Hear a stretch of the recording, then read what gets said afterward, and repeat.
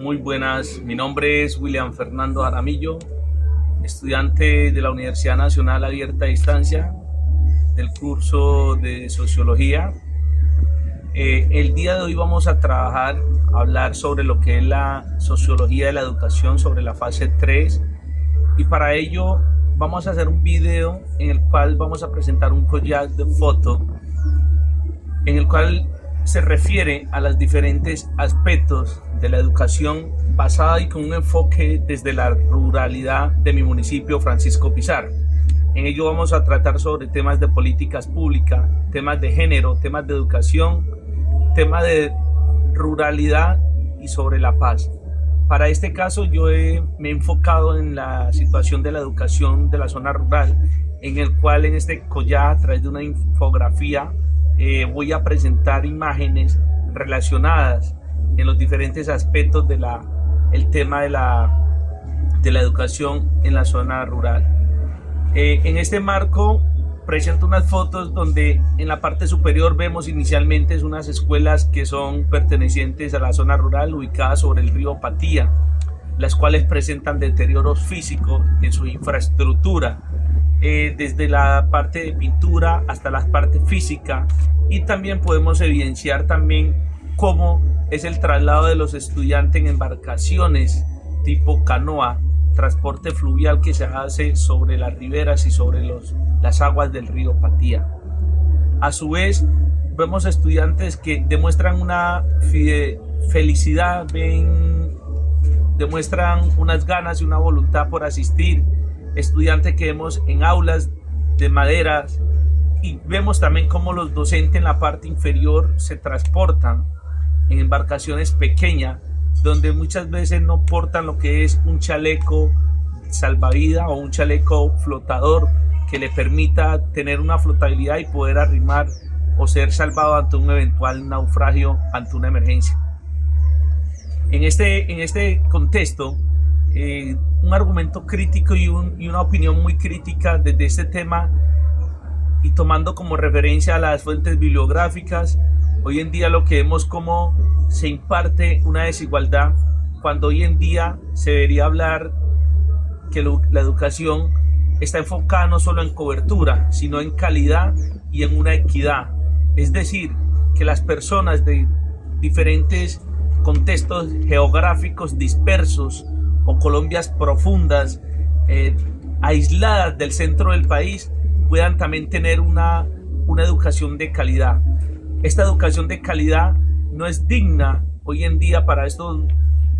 los habitantes de nuestro municipio, especialmente en la zona rural, donde los jóvenes, niños, se exponen para poder asistir a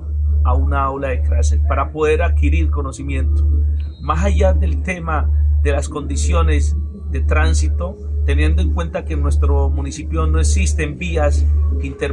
interveredales o caminos que nos permitan conectarnos, todo el transporte fluvial. Esto nos demuestra el nivel de desigualdad, las brechas sociales que existen, y de cómo la educación se vuelve un reto donde no se vuelve inclusiva sino exclusiva, dado a todos sus limitantes y complejidades que presentan. Más allá de esto, vemos un contexto social donde la comunidad también hay un tema de desempleo, un tema de desigualdades, donde los pueblos deben también mostrar un acto de resiliencia para poder superarse, teniendo en cuenta que no es un problema solo desde la infraestructura, desde lo socioeconómico, sino también desde lo académico, y cómo los mismos docentes muchas veces no cuentan con la formación. Hoy día podemos ver docentes que son simplemente normalistas en estos centros rurales, cuando vemos que esos no son el contexto real de la educación en el centro del país o en las grandes ciudades, metrópolis o municipios de segundo, tercer nivel y primer nivel. Vemos también cómo la educación debería ser garantía de un derecho humano, para cuando los docentes lleguen sin formación contextualizada, sin herramientas también tecnológicas y sin acompañamiento institucional que garantice una educación de calidad. De esta manera los derechos no se convierten en derechos, sino que se convierten en una lucha diaria, tanto por el estudiante y tanto por el docente, donde muchas veces se brinda un contenido académico, mas no se brinda una formación de calidad y digna en estos territorios. En respuesta a la pregunta sobre cuáles son los retos de la educación en el contexto del posconflicto en Colombia, quiero manifestar lo siguiente: que en el contexto del posconflicto en Colombia la educación enfrenta retos estructurales que van más allá de la cobertura y de la infraestructura de las instituciones o de los planteles educativos. Se trata de transformar un sistema históricamente excluyente en herramientas de reconciliación, justicia y dignidad, tal como lo planteaba Rincón Villamil en el 2010. En el sistema educativo se reproduce la desigualdad al privilegiar ciertos capitales culturales, como son algunos sectores geográficos del país, y como se excluye a otros, cuando la educación no debería reproducir esa desigualdad, sino que debería ser de manera, como dije en un principio, de cobertura, de calidad y de equidad, donde las condiciones que tengan los niños en estas zonas sean las mismas que tengan las de otros sectores. También vamos a ver desde este contexto, desde el posconflicto, dejamos por fuera los saberes de las comunidades territoriales, los ancestrales, los cuales podría reconocer el aprendizaje en la zona rural, como en Francisco Pizarro, la ausencia de políticas educativas que contextualicen y de esta manera cómo la reincidencia de la violencia afecta lo que es el tema de los derechos humanos y de la educación, generando unas desigualdades y violando lo que son los derechos en inclusión en temas de género, cómo personas son abusadas, como niñas son sometidas a labores del hogar, donde muchas veces los niños también tienen que decidir entre ir a la escuela o entre ir a trabajar, donde niñas tienen que decidir entre labores del hogar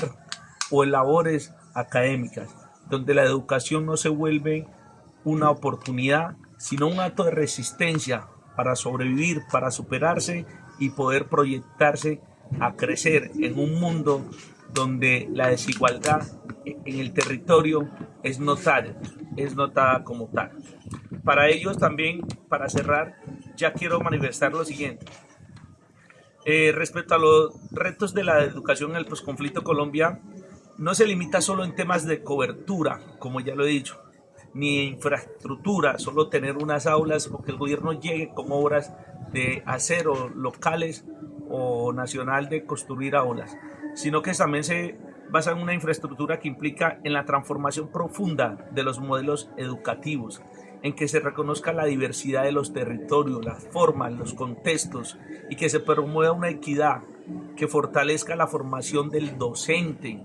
y que convierta a la escuela en un espacio de vida, de dignidad y de esperanza. De esta manera concluyo. Espero que haya sido de su agrado, de su entendimiento. Muchas gracias por escucharme. Que tengan un feliz día.